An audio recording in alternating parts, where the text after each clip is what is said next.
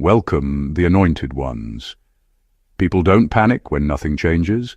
They panic when change happens too fast for their explanations to keep up. Here's the part nobody likes to admit out loud. When someone goes from zero to unstoppable in a suspiciously short amount of time, the room doesn't applaud first. It freezes. Then it whispers. Because rapid improvement doesn't just impress people, it accuses them.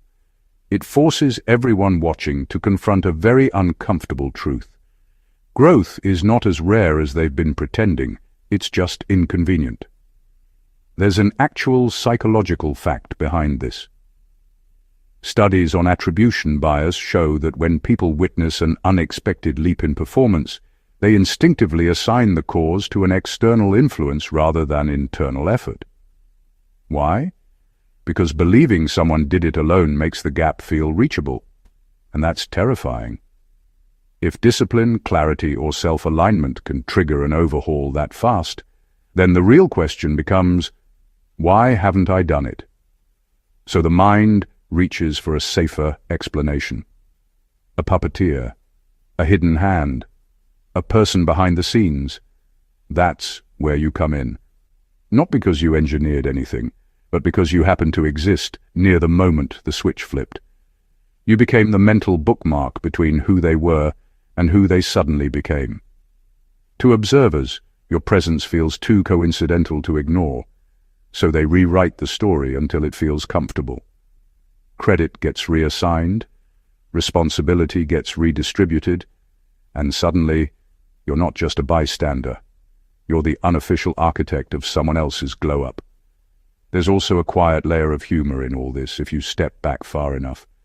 People will ignore years of effort, private discipline, and internal chaos, but confidently conclude, yeah, it was probably that one person they were around. Human logic is fascinating like that, deeply sophisticated when it wants to be, and impressively lazy when accountability shows up uninvited. So no, this isn't really about a player leveling up fast. It's about how people react when their mental math stops working, when timelines collapse, when progress refuses to move at the polite, socially acceptable pace everyone else agreed on. And once that happens, someone has to carry the explanation. Whether you asked for it or not, they decided that someone is you. Number 1. Your presence disrupted their baseline, and people confuse disruption with control. Most people don't realize how fragile normal really is. Normal is just a shared agreement to move at the same speed, expect the same outcomes, and stay comfortably predictable. So when someone suddenly accelerates mentally, emotionally, financially, creatively, it doesn't register as progress first. It registers as a disturbance. Something broke the rhythm. Something shifted the balance. And whenever a system is disrupted, the human instinct isn't to understand it, but to locate who caused it. That's where you come in. You didn't push, plan, or program anything. You didn't sit anyone down with a blueprint for transformation. You simply existed differently in the same space. Different pace, different tolerance for nonsense, different way of responding to pressure. That difference alone is enough to destabilize a stagnant environment.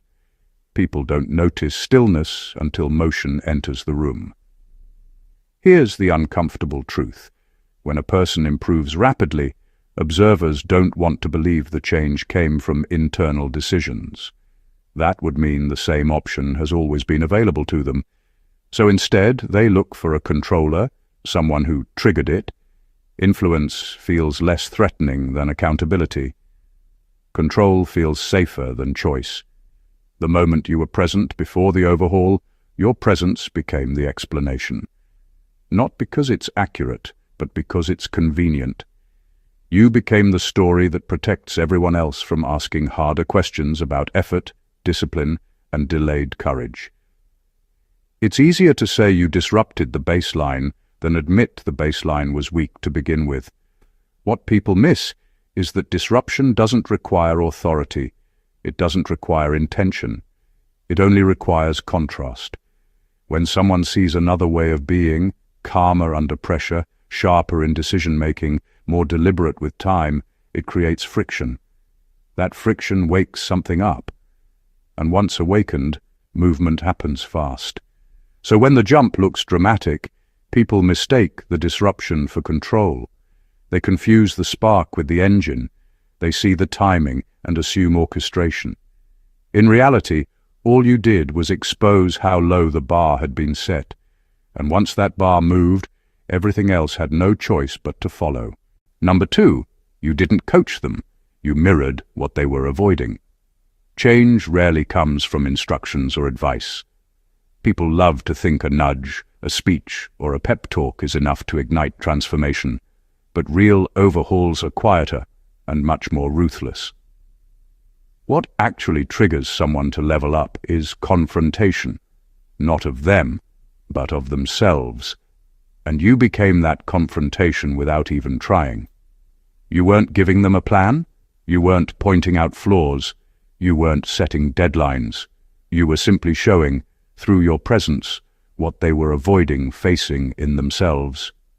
Humans are masters of distraction. They will busy themselves with strategy, excuses or comparisons to avoid that uncomfortable mirror. But when someone comes along who refuses to fit into the same excuses, refuses to bend to the inertia, it exposes the gaps everyone else is running from. Your life, your choices, your energy, your standards, they reflected what they feared acknowledging, and that reflection is far more powerful than 1,000 pep talks. It forces action, and action is the mother of transformation. Observers see the outcome and assume you actively pulled strings. They say you coached them, pushed them, or somehow masterminded the change. They give you the credit because it's easier to externalize growth than admit the person inside finally got honest with themselves. But the truth is, you were a mirror. You created no plan. You didn't strategize.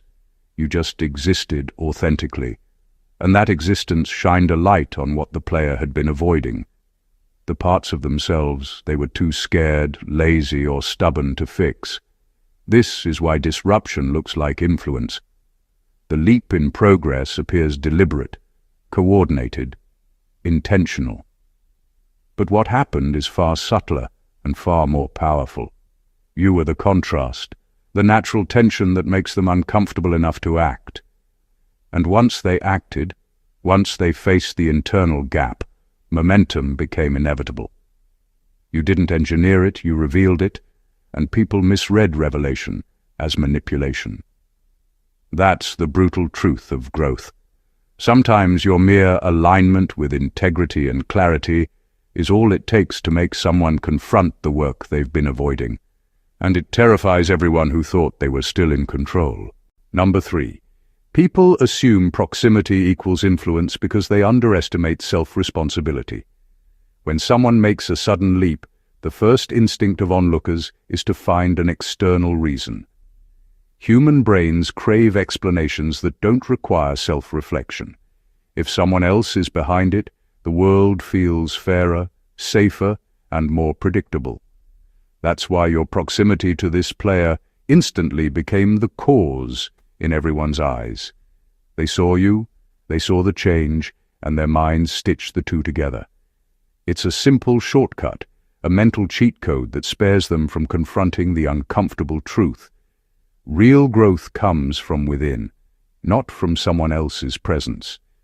People love to give influence to the visible figure because it removes responsibility from themselves. They ignore the countless hours of private effort, the self-discipline, the failures, the self-inflicted pressure that actually built the transformation. Those pieces are invisible, inconvenient, and frankly, exhausting to acknowledge. So the narrative shifts. You become the reason they improved, the catalyst they couldn't have done it without. Observers feel safer telling that story because it lets them keep believing their own lack of progress is someone else's fault, or someone else's fault for failing to help them. Proximity feels like power, but it's an illusion. You could have walked past and done nothing, and the player may have still leveled up, but the timing of your presence makes you the easy explanation.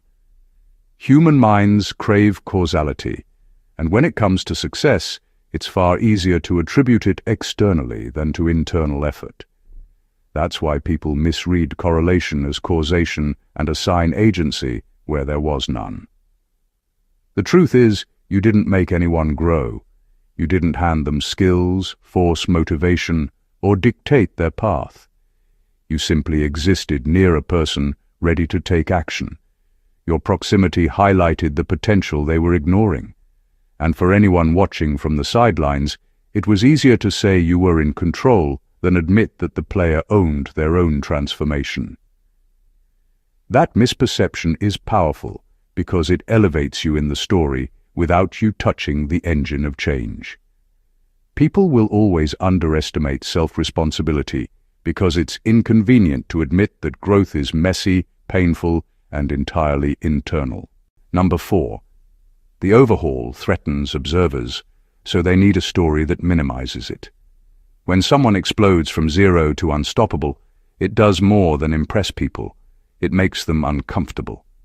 It threatens their assumptions, shakes the foundation of what they thought was predictable, and exposes the reality they've been avoiding. That transformation is possible for anyone willing to do the work. That threat is subtle but powerful. People don't confront it directly because that would force them to question their own choices, routines, and excuses. Instead, they build a story that minimizes the achievement, and the easiest target to blame or credit is the person closest to the change. You. The mind loves narratives that reduce uncertainty. A sudden rise makes the world feel chaotic.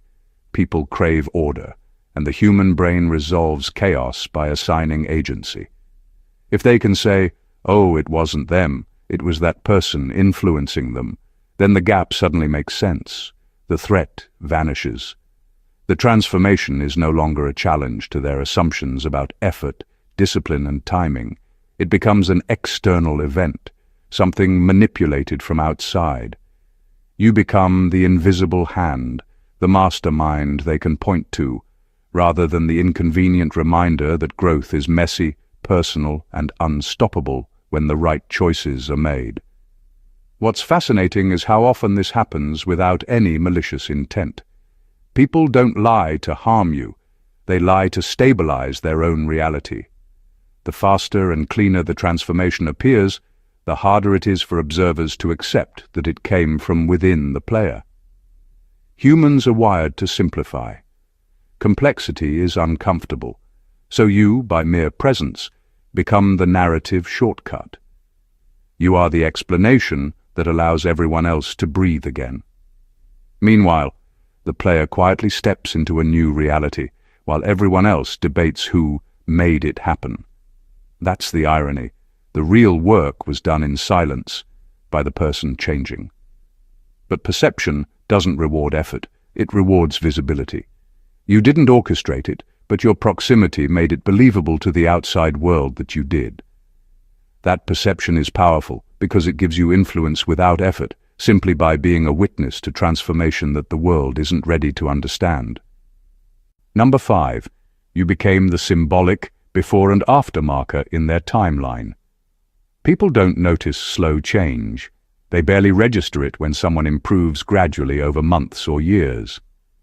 But when a person shifts dramatically in a short period, human brains instinctively search for a reference point. We need context to process transformation, and that's where you slip into the story. You didn't do the work, you didn't hand out instructions, and you didn't manipulate outcomes, but your presence created a natural bookmark. There's a clear before you and after you, and the mind seizes on that because it's easier to digest than acknowledging the messy, invisible grind that actually caused the shift. The reality is that the player's journey was internal, private, and entirely their own. Late nights, mental battles, missed attempts, and countless small decisions built the foundation for the leap. Nobody sees that. Human brains are lazy when it comes to credit. It's far simpler to attach a visible figure to the narrative than to recognize that transformation is often lonely and unglamorous. That's why your existence near the right moment becomes a mental shortcut. You're the punctuation in their story, the and then, that allows observers to connect the dots without doing the uncomfortable work of understanding effort, strategy, and internal courage. Once people latch onto this symbolic role, perception amplifies it. Every improvement, every confident step, every visible success is subconsciously attributed to your influence. They might talk about your presence, your standards, or the energy you bring, but the real engine of change is invisible. They don't see the countless small choices the player made because they can't handle the truth. Growth is personal, relentless, and unmediated. This symbolic placement is powerful because it gives you unearned credit without you taking a single action. The player's evolution is real, but the story belongs in part to you in the minds of everyone else. You didn't shape the outcome. You didn't push the pieces into place. You simply existed at the pivot point, and human perception, desperate for a neat explanation, rewrote the narrative to make you the marker between what was and what became. It's subtle, it's psychological, and it's more influence than most people ever earn intentionally. Number 6, your standards quietly reset the room without you saying a word. Influence doesn't always come from speeches, commands, or grand gestures. Sometimes it comes from the quiet insistence of presence. People feel it immediately when someone operates on a higher level of clarity, discipline, or integrity than the environment has grown accustomed to.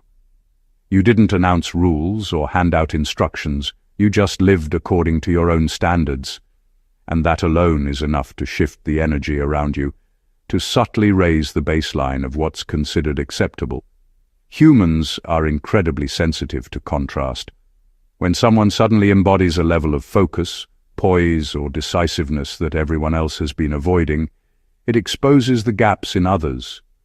It's uncomfortable. It creates tension. People start comparing their own behaviors, choices, and routines without even realizing it. That tension is what accelerates change. It doesn't matter whether you intended to influence anyone. The sheer clarity of your presence forces people to adjust. And when someone in that room decides to act, to rise to meet the new energy, it looks from the outside like you made it happen, when in reality, you simply reset the floor without lifting a finger. What's fascinating is how invisible this process is. Nobody sees the moment they measure themselves against you. They only notice the results: sharper decisions, quicker action, newfound confidence, or the sudden alignment of priorities. They credit you because human brains need a story to explain sudden jumps. They assume influence was exerted, when in truth, the power was in your consistency, your uncompromising standards, and the silent example you set. Being the standard bearer doesn't require force, it doesn't require pressure, it just requires refusing to lower yourself to match mediocrity.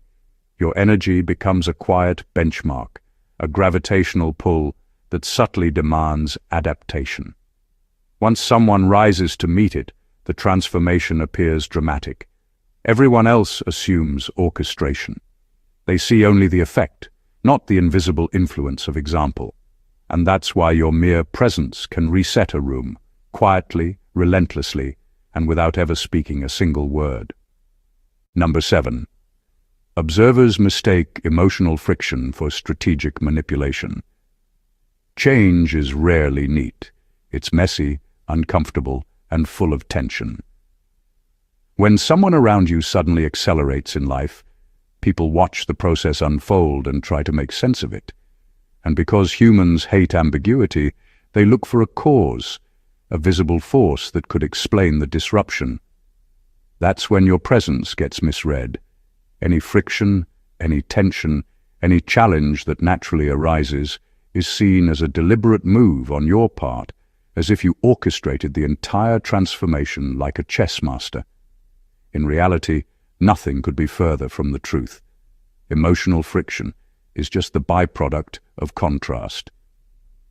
When someone embodies clarity, focus, or authenticity that others in the environment lack, it creates a subtle unease. It's not a push, it's a mirror. People feel it because they can't escape noticing their own gaps. And when the person growing experiences that tension internally, it sparks movement. They confront themselves, confront their limits, confront the work they've been avoiding. That friction is entirely natural. It's not manufactured. It's simply the energy that emerges when someone refuses to settle for mediocrity around others who are still comfortable. Observers, however, love a good story. They see the tension, they see you in the room, and they immediately connect the dots incorrectly. They say, "Oh, they're being pushed, guided, manipulated." They assign intent where none exists because human brains crave causality. It's easier to believe someone controlled the situation than accept that a person could awaken their own potential, challenge themselves, and rise without interference. The irony is that your role in the narrative is entirely accidental. You didn't plan the discomfort, you didn't leverage it. You simply existed as a reference point, a standard, a presence that highlighted the gaps no one else wanted to face. This is why sudden overhauls always create stories around external forces. Emotional friction is unavoidable, but influence doesn't require orchestration. Your presence naturally triggers tension, tension sparks growth, and observers mistake the reaction for strategy. They credit manipulation, not the simple fact that some people rise when confronted with what they've been avoiding. You didn't push the player forward, you reflected their own untapped potential, and that is far more powerful than any deliberate move could ever be. Number 8. The overhaul forced others to re-evaluate their assumptions, and they resent that. People are deeply attached to their mental maps of the world. They categorize everyone into neat boxes, predictable, limited, controllable. It's comforting, it's simple, it allows them to feel safe while staying in the same place. But when someone around them explodes into a level of growth that defies expectations, those mental maps crumble. Suddenly, everything they thought they understood about the player and about themselves is called into question. That kind of disruption makes people uncomfortable, and discomfort breeds resentment. Your presence in this scenario becomes a catalyst, not because you pushed or coached, but because you happened to exist in the environment during the transformation. Observers start noticing patterns they had ignored before. They notice how long the player struggled in silence, how small daily decisions added up, how consistency quietly reshaped them. And when they notice, they feel threatened, not by the player, but by the implication that they too have been underestimating potential in themselves and others. That realization is heavy, and humans rarely enjoy admitting they miscalculated. Resentment emerges because people are forced to reconcile two conflicting truths. One, they assumed control and understood outcomes, and two, their assumptions were wrong. It's far easier to blame an external influence, you, than to sit with the uncomfortable knowledge that someone's growth was inevitable and deserved, and that they simply weren't paying attention. That blame shifts focus away from self-reflection and onto a visible target, giving observers a false sense of order. What they fail to see is that transformation is never about the people watching. The player's leap was built in silence, through decisions and work no one noticed. Your presence simply highlighted the shift in contrast, showing the gaps that others had conveniently ignored. People resent what forces them to look at reality they'd rather avoid, and your proximity makes it easy to channel that resentment outward. You didn't cause the transformation, but you became the face of the disruption, the symbol everyone needed to rationalize a change they couldn't fully comprehend. That tension, that subtle discomfort, only magnifies the perception of your influence, making you appear more powerful than anyone could plan or control. Number 9. People overestimate influence because they don't see internal wars. Everyone loves a neat story with a visible hand guiding the outcome. When someone rises fast, the outside world assumes there was strategy, pressure, or influence behind it. What they fail to see, and what most people never understand, is the invisible battlefield that actually drives transformation. Growth doesn't happen in public. It happens in the private corners of a person's mind, in the moments when they wrestle with doubt, laziness, fear, and temptation.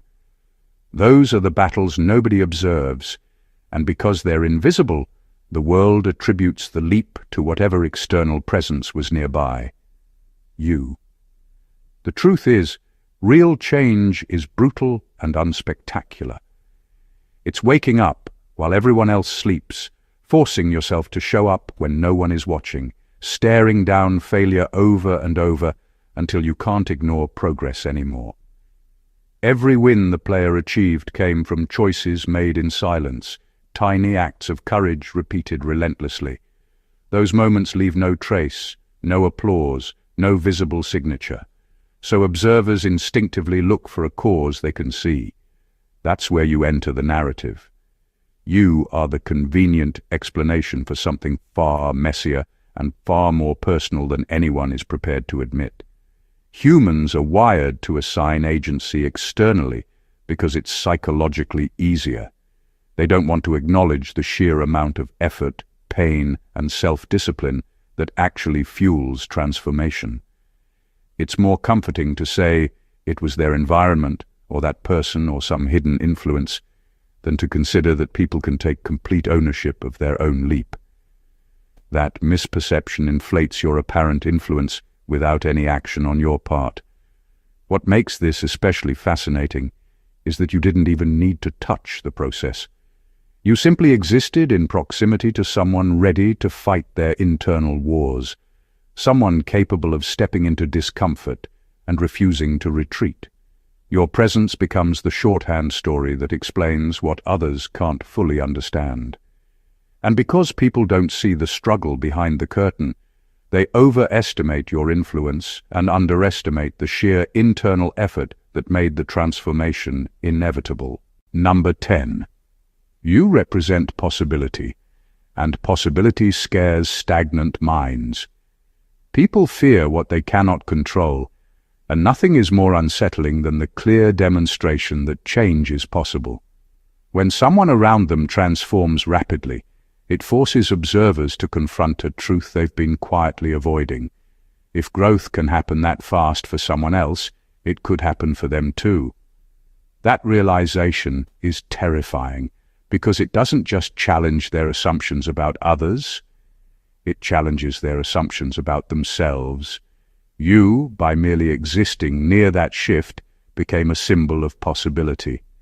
You didn't instruct, push, or manipulate. You simply embodied a standard, a presence, a way of being that reminded others what's achievable, whether they like it or not. Possibility is uncomfortable because it carries responsibility. If a player can rise dramatically, then the rest of the room must either accept mediocrity or step up to meet it.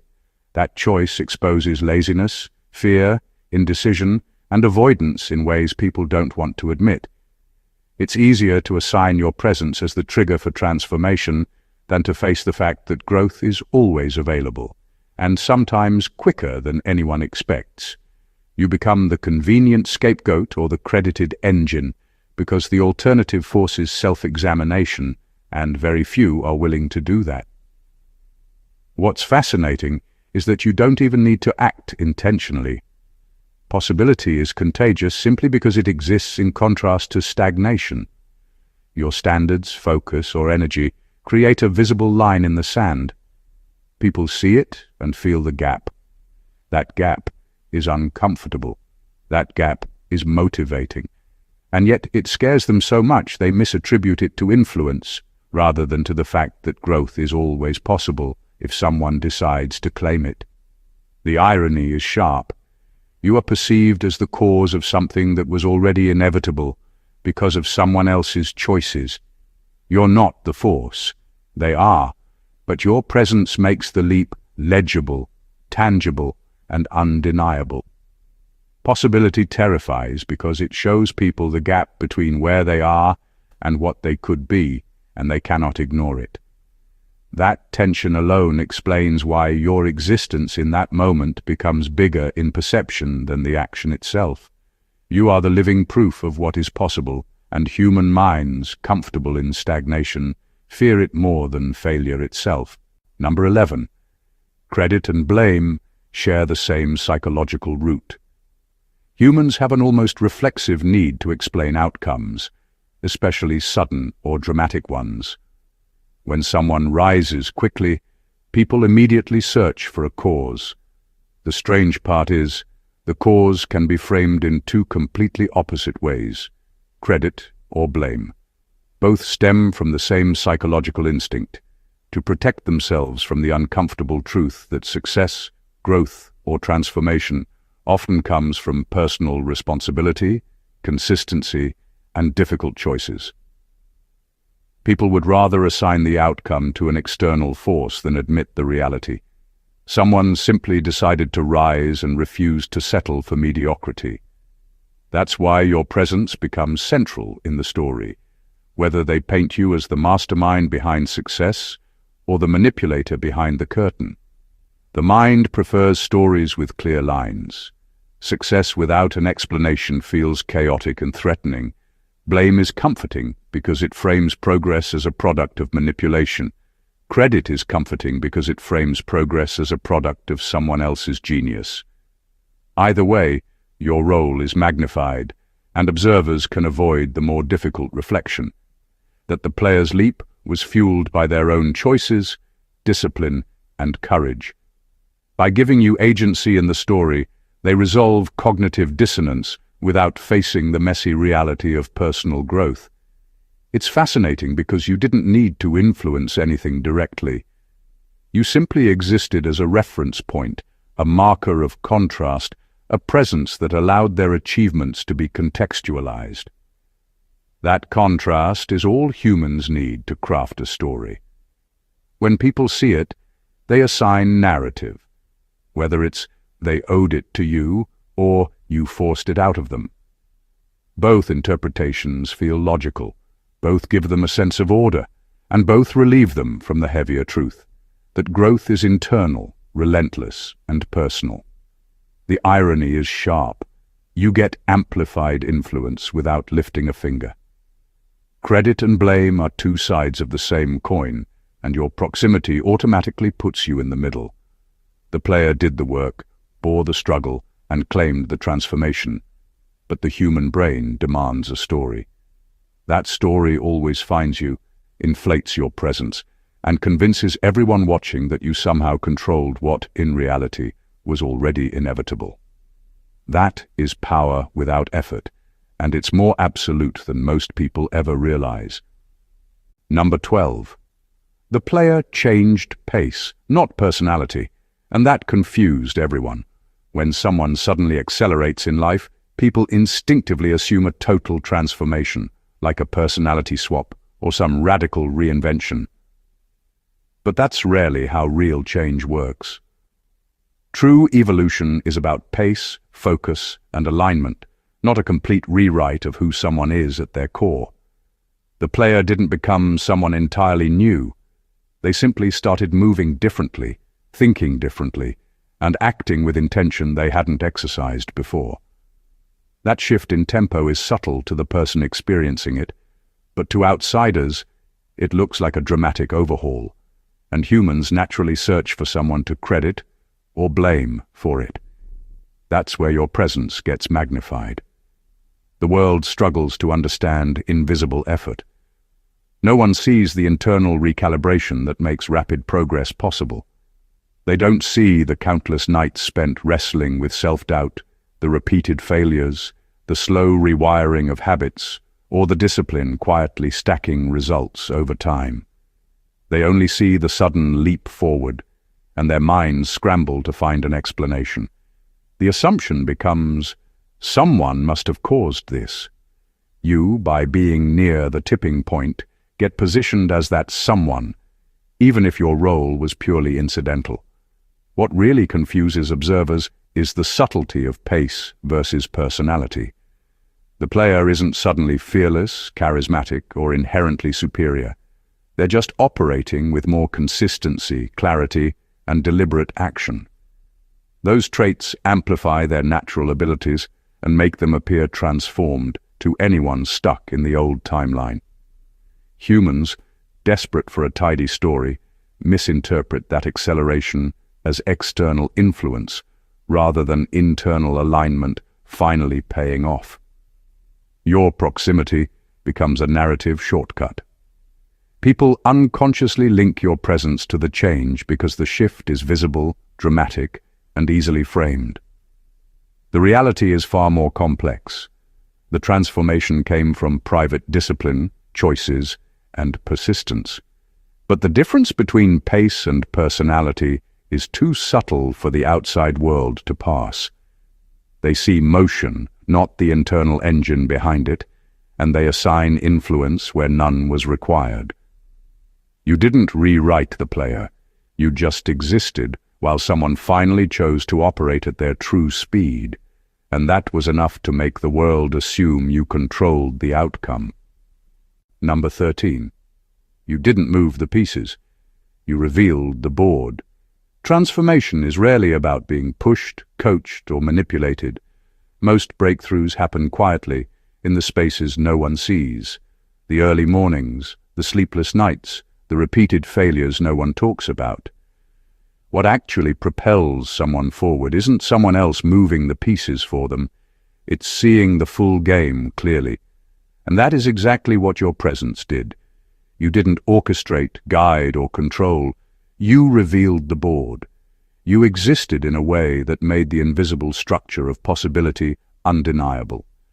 Suddenly, what was previously hidden, the paths, the consequences, the potential, became obvious. And with that clarity, the player could make the moves themselves. The magic of revealing the board is that it shifts responsibility entirely onto the player. Once they can see the full layout, the gaps in their strategy, the doors they've been ignoring, the mistakes that have cost them, the choice to act becomes unavoidable. You didn't give them instructions. You didn't hand them a roadmap. You simply existed in a space where clarity became unavoidable, and clarity is the most powerful trigger for action. Observers, however, don't see the quiet revelation. They see results. They see someone moving differently, faster and more decisively. They see success materializing in ways that feel sudden and almost unnatural, and they need an explanation. That's when you become the perceived engine of change. Because the board was revealed, the leaps look intentional, as if you controlled each move. People credit you because the transformation is legible. They can connect the dots in a way that makes sense, even if the actual labor of progress was carried entirely by the player. What makes this especially potent is that it requires no effort on your part beyond being present and aligned. You didn't need to intervene, correct, or pressure. The very act of existing in clarity, in a space where choices are visible and obvious, is enough to catalyze change. This is why perception so often exaggerates influence. People see the outcome, they see the clarity you embody, and their brains automatically create the story of orchestration. You didn't move the pieces. You simply revealed the board, and in doing so, allowed the player to claim the transformation themselves, a truth far more profound than any external push could ever achieve. Number 14. The rumor exists because transformation is louder than truth. Truth is quiet.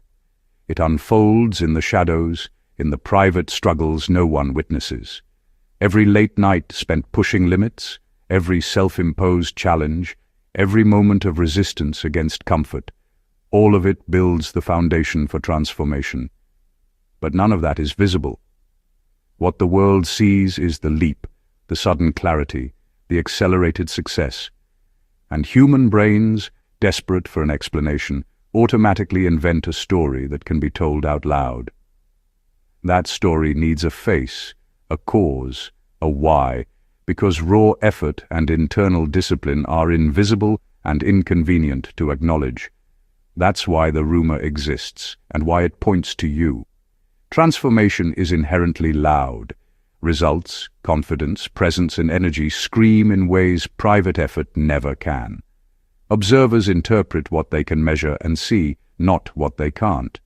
They connect the visible dots, assign cause, and suddenly your name is at the center of a narrative you didn't write.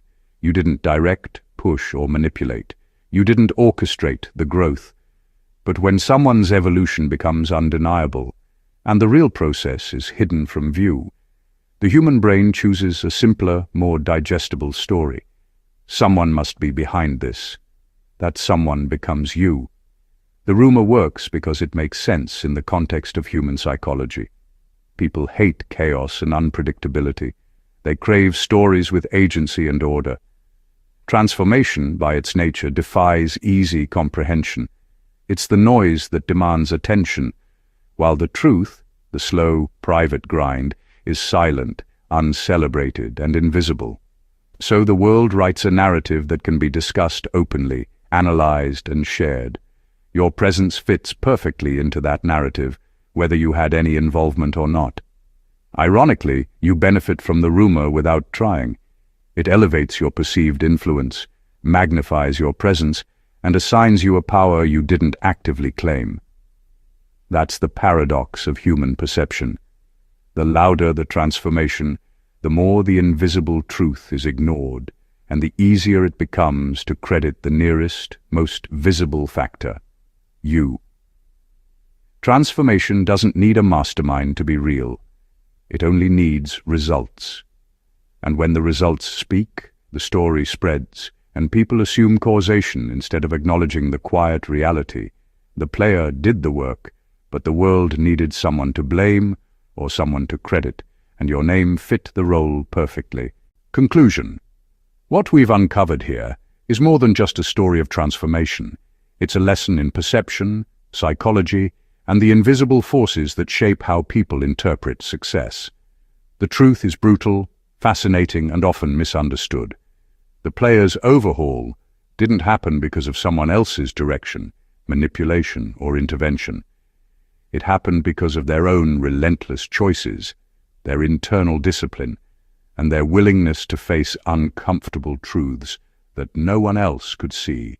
And yet, human nature has a way of bending reality to fit convenient narratives. Your presence, your energy, your standards, and the timing of your proximity made you appear as the spark, the catalyst, the engine behind a leap that was already inevitable. That perception, whether fair or accurate, is powerful because human brains are wired to assign agency externally. Every point we've explored, from disruption and mirrored reflection to perceived influence, emotional friction, and the creation of stories, reveals the same subtle truth. Transformation is always louder than the quiet, invisible work that drives it. Observers latch onto the visible. They assign credit or blame, and in the process, the real architects of change often remain hidden.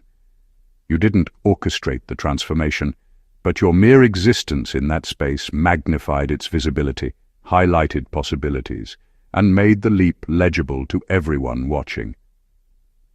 The fascinating paradox is that you gain influence without having moved a single piece. Your presence became the narrative anchor, the before and after marker, the unavoidable contrast against which growth could be measured. This is the power of perception intertwined with reality. It reminds us that human achievement is messy, internal, and largely invisible. Yet the world will always need a story to digest it. You are part of that story, not because you manipulated it, but because transformation requires witnesses, and human minds crave explanation.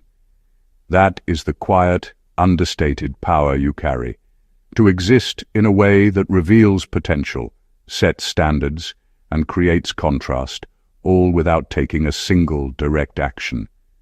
If this breakdown opened your eyes, gave you a deeper understanding of influence, or made you see transformation in a way you've never considered before, then don't keep it to yourself. Subscribe to the channel for more insights that go beyond the surface. Hit that like button if this resonated, leave a comment sharing your thoughts or experiences, and share this video with anyone who's ready to see the unseen forces shaping growth. The truth is out there, and it's far more powerful than anyone realizes. God bless you.